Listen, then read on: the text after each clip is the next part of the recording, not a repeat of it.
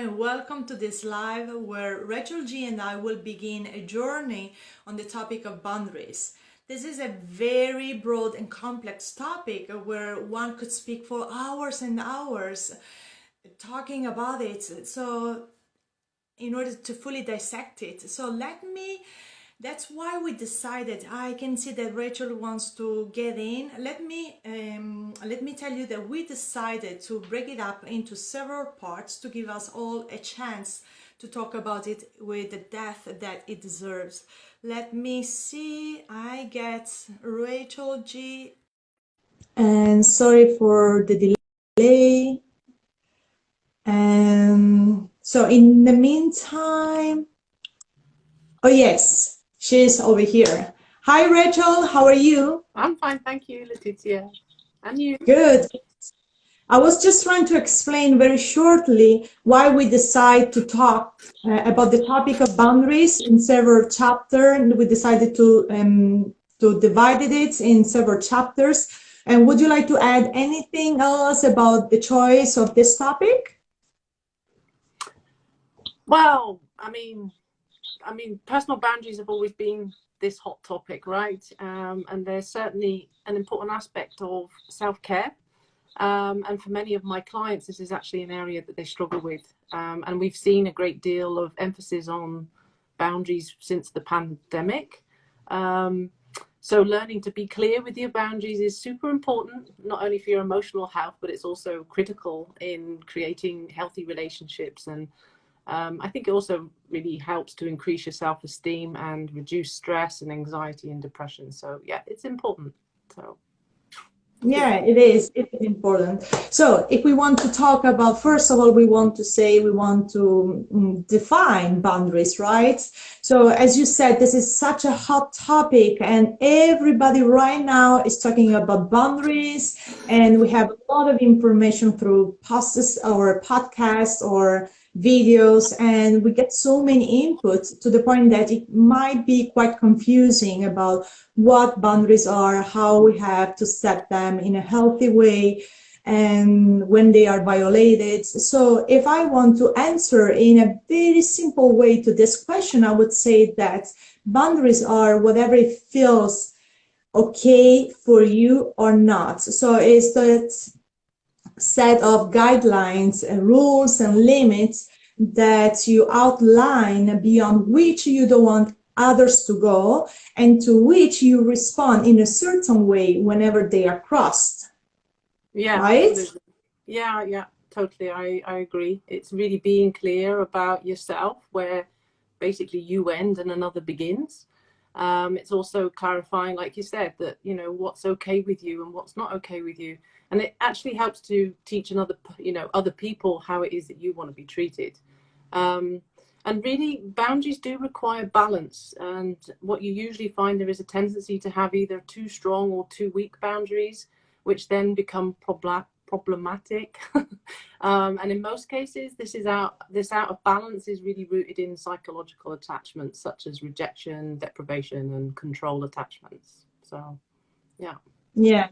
I'm glad you talk about it, because when we are talking about when we start with this concept of boundaries, obviously it is in our childhood, during our childhood, during the process of individuation or separation, which means that is about the age of 4, and it's the moment that the child starts creating the concept of self as being separated by from his parents, their parents, and they start noticing that they are an entity with a physical body, and they start the concept of possession: what is mine and what is not mine.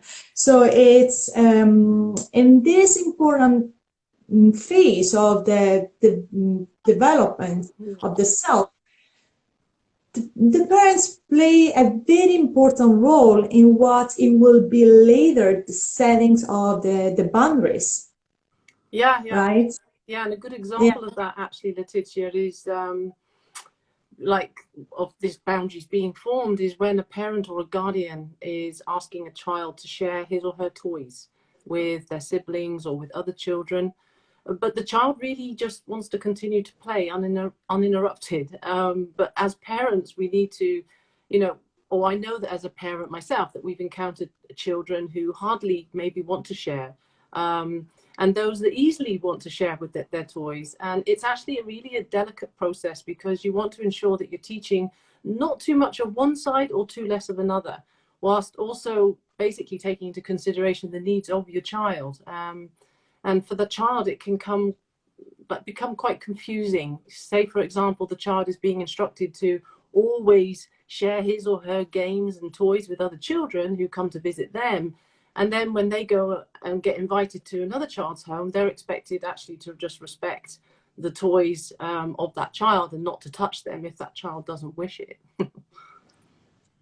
Exactly, you're talking about me. I was the eldest in my family, so this was related to my siblings. I needed to share with them my toys. But for example, my sister was the one that she was really attached to her toys. So my parents were telling me, let her play with her toys. It doesn't matter if you can't. But since I was the oldest, the message there was like, no, you need to give up your toys whenever she wants them. And the same was with the other kids. So the message was quite confusing, and what as a codependent later on I developed these codependency symptoms. It was because I was not taught what is really mine. I mean, what I was taught is to respect others' boundaries, others' possessions, but not mine, and which I found it quite common in all codependents. And later on, I mean, we started with the possession, so the material boundaries, but later on the child might have also other type of violation regarding boundaries, which are not just related to material things, because when we talk about boundaries, it's not just one thing. There are different types of boundaries. And one thing that I want to say is that personal boundaries are invisible. It's not something, it's not a fence that you see visibly. And it's something that is unique to our personality. So what is important is okay for me might not be for somebody else. And because this comes from the way we were grown up, we grew up, and the way we interpret the boundaries, so we live them. So the way we also react with them. And boundaries, as I said, since they are invisible, they are expressed with words and behaviors. Yeah. So I said there are different types of boundaries. And so would you like to explain the different types of boundaries? Yeah, sure. Yeah. So there are 6 types of boundaries. So the first one is like physical boundaries, and this is kind of referring to your personal space, the physical touch, and you can kind of determine your healthy boundaries by having this awareness of what it is that's actually appropriate and what isn't for you, in terms of, like, I don't know, handshakes, hugs, kisses, or in any various setting that you might find yourself in, and with any types of relationships that you engage yourself in. And an example of a violation then would be if someone actually touches you when you don't want them to, or when they invade your personal space. I know that I used to have someone at work who used to really kind of get in my face when they wanted to speak to me, and I found it quite, off-putting. Or for somebody maybe just, who starts rummaging through your things in your bedroom. I know I had a client once who, their mother was continuously always going into their room and going through their stuff, which they found was an invasion of their own privacy. Then we've got sexual boundaries. Now, this refers to, like, the emotional, the intellectual, and the physical aspects of sexuality. And a good example here, shall we say, of a healthy sexual boundary is where there is a good mutual understanding and respect of the limitations and the desires between you and your sexual partner. And in regards to, let's say, a violation here would be when you get unwanted sexual touch or a pressure to engage in some sexual act, or somebody who's leering, gazing at you in maybe an inappropriate way, or giving you some sexual comments that you find offensive. Then you have, thirdly, material boundaries, which we kind of discussed, but for an adult, then we're referring to maybe money and possessions. And knowing and setting what your limits are here is, you want to know what it is that you want to share, what you want to lend, and with whom. That's healthy. For example, it might be that you find it appropriate to lend, I don't know, your car or something to a family member, but you probably wouldn't actually do that with somebody that you just recently got to know. And an example maybe of a violation would be, let's say that someone steals or damages your possessions, or somebody tries to pressure you in giving or lending, telling them that you need to lend your possessions to them. And then the fourth one is mental, sometimes referred to as intellectual boundaries. And this is more around like thoughts and ideas. Basically here you could say that a healthy one is having the respect for another person's ideas and the awareness of what it is that's deemed appropriate for discussion. Like maybe, should I be talking about the weather, or can I talk about politics, And then there's the violation here would occur, let's say, when someone is dismissing or belittling your thoughts or ideas. Number 5, let's say, emotional boundaries. This refers more to our feelings. So really to keep healthy emotional boundaries here, that includes things such as like knowing your limitations on when not to share personal information. For example, during the development of a relationship, it's best to gradually share your personal information rather than start revealing everything and to all and sundry. So and someone who is criticizing you or belittling you or invalidates your feelings, this is also then actually a violation. And you can, basically you can feel however you want to feel, and no one should be telling you that is invalid in any way. And then lastly, the time boundaries, which refer to how a person uses their time. Setting enough time for each area of your life, such as your work, your relationships, your hobbies, and your health, is important. And they can be violated when you allow another person to demand actually too much of your time. And just an important point I want to emphasize here, Letitia, is other people do not actually violate your boundaries. You violate your boundaries by allowing others to violate them. And there are 3 top reasons why we don't permit ourselves to set healthy boundaries. And that's associated with guilt, fear, and doubt, which I think, Letitia, you're going to talk some more about, right?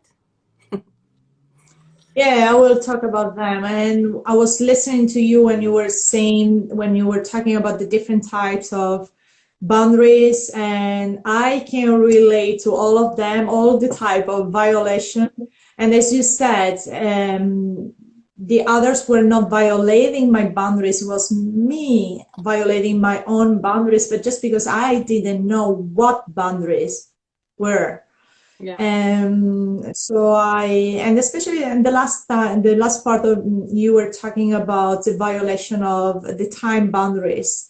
When you have your time, but your own spare time, and the people think that because you have spare time, you are available. Yeah. Which that's not the case. But let's going back to what you asked me about the 3 underneath emotions that are running when we have weak or rigid boundaries. Because something that we didn't say is that when we talk about boundaries, we are not only talking about the lack of them or the weak boundaries, but also the people who have rigid boundaries, because in both situation they are not balanced, they are not really there is something underneath it. And the 3 emotions that you were talking about, the fear, the guilt, and the doubt, they are running, and they are causing the people not to have a misconception about what boundaries are. So And it all depends on our childhoods. As I said, our upbringing and how we internalize them. If it's a defense mechanism, if it's a lack of defense mechanism, instead of being something that we use in an appropriate way with depending on the situation or people.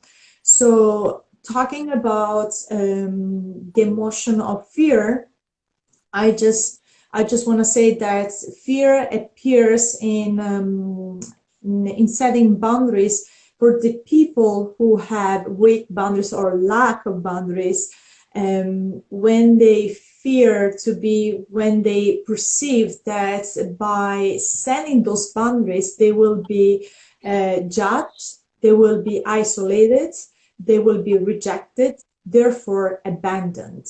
While on the other side, for people who have rigid boundaries, the fear, the emotion of fear is all about fearing, having the perception that if they allow people to cross their boundaries, they might control them. So a clear example can be about the house, the house of the person who has weak boundaries can be like totally open, fully open. I mean, everybody can get in. And the other one with the rigid boundaries is the house fully fenced, right? So one has the fear of being controlled by others. The other one has the fear of being rejected or abandoned. So regarding instead the emotion of guilt, in the case of people who have weak boundaries or no boundaries, the guilt plays its role when they are over-explaining. And this is especially for the codependents. They feel ashamed to have prioritized their needs over others' needs. So they feel ashamed, they start over explaining. So they say this no, and they start explaining, but I told you no because really I need to do so many things. I can't do so. They over explain it. And guilt on the other side plays its role when they start blaming others. Yeah. They don't want to feel this guilt. So they start blaming, they don't want anybody to tell them what to do, how to feel. So especially in case of emotional boundaries, they don't want anybody to say you should feel in this way, you know. And then we have the last one is doubt. It's very clear. I mean, if we talk about codependent people, or we talk about people with weak boundaries, we are talking about people who don't really know who they are. So they don't even question what are their thoughts, what they want, what is their opinion. So whenever they find themselves in a conversation, they mold themselves to others' opinion. While the people who have rigid boundaries on the other side, what they do is they become very aggressive. They don't want their truth to be questioned. I don't know if it ever happens to you to meet people with rigid boundaries. It's like they become very aggressive. They don't want you to say anything about their behavior, what they want, and they're about the perception or their mental boundaries. So all of them, they are hiding the one element, which is self-trust. Yeah. These people who have weak boundaries or rigid boundaries, they don't trust themselves. And I know it's pretty easy to figure out that people don't trust themselves when they have weak boundaries.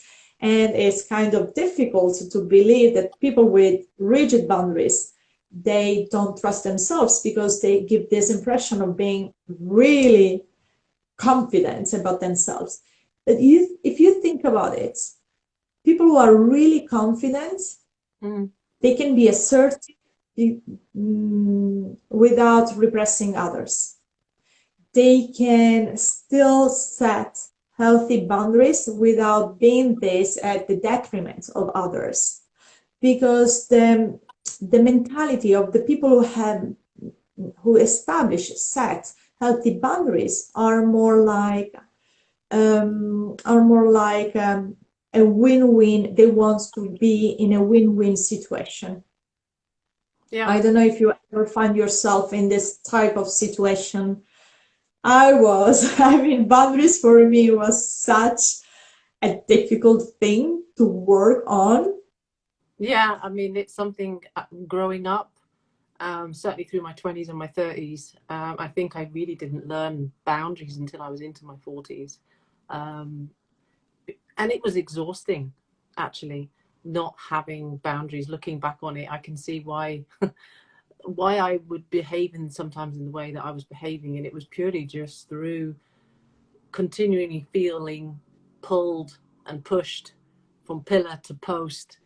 I was doing it. I didn't recognize that back then, but I was doing it. But when you talk about the person with having these rigid boundaries, and that they might look as if they're self-confident, they're actually completely the opposite. They're very insecure, which is why they Mhm. need to have these, because that makes them feel safe, because they are so Right. insecure. And I recognize it from my ex-husband. So and it can come across as, that they get angry and they want to blame, and anything to get the attention away from them. Absolutely. Yeah. Mm. Yeah. Me too, me too. I went through all this type of violation of all the boundaries. And the first that I had to work through, it was the physical boundaries. Honestly, it was the physical boundaries, because I remember that, especially in a house with other siblings, it's very, I mean, what is mine, it's others, is kind of difficult to establish. So there were moments where it's like I didn't have my own clothes, No. my Yeah. own thing, and where I couldn't say this is my underwear, because whoever was there to use it, obviously clean, but was there to use it. But was there to use it. And there were moments, I mean, that the toothbrush was the same for everybody. So it was like, which one is mine? So it was kind of, and so growing up in this, and I know it might sound terrible, but I think that is more common than we think. Right. Growing up where these physical boundaries are not really respected, and where the child doesn't really learn what is physical boundaries. So I was thinking about going for the next chat, the next live, by talking about physical boundaries and why they are important, as they are one of the most fundamental boundaries that we need to set. That Yeah. is about our body and our entity as existing entity in this world, and whatever is ours. Yeah, like we said, it's about, where do you end and where does another person start, and getting very clear on that.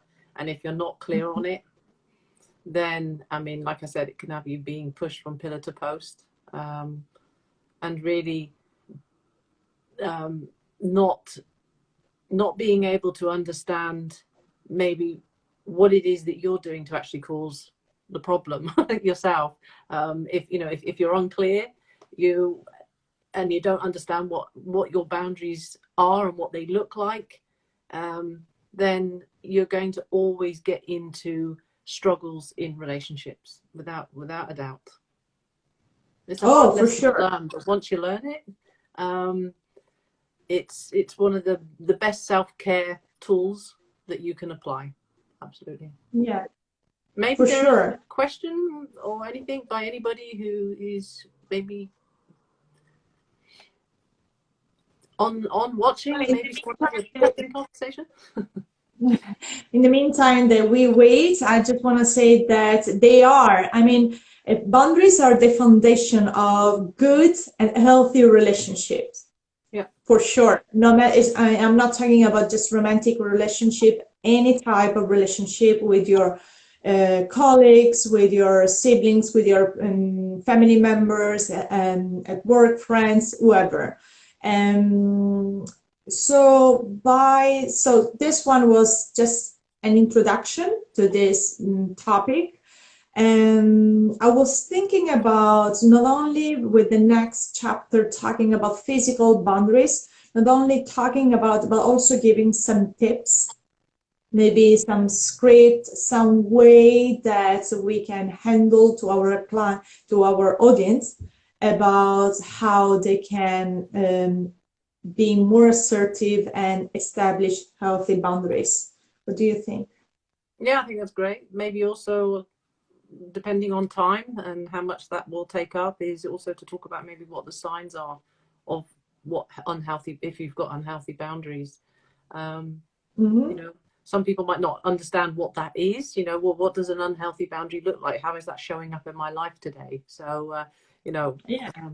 an easy one for now is to say that, well, if you're always saying yes to something when in actual fact you mean no, that is a sign. Yes, it's a sign of being a people pleaser, but it's also a sign of the fact that you haven't got a clear and healthy boundary in place. Yeah. Totally, totally. Yeah. Yeah, so I think we can wrap it up. We Yeah. can say bye for now, and let's meet for our next live about physical boundaries. So, what are the symptoms of when they are violated, Mhm. and tips on setting them in a healthy way? Yeah, and I think one question to leave the people listening to think about would be, which end of the street does your tendency to reside? Do you at the house that has got the doors open and the windows open and everyone can come in and out and you feel a bit like a doormat? Or are you living at the other end of the street where it's all closed in, nobody can come in and nobody can go out? Just have a think. Yeah, Where are you on that scale? Yeah. right. Thank you so much, Rachel, and see you next time. Yep. Bye, everybody, and I hope you enjoyed it. Yes. Thanks for Bye. listening.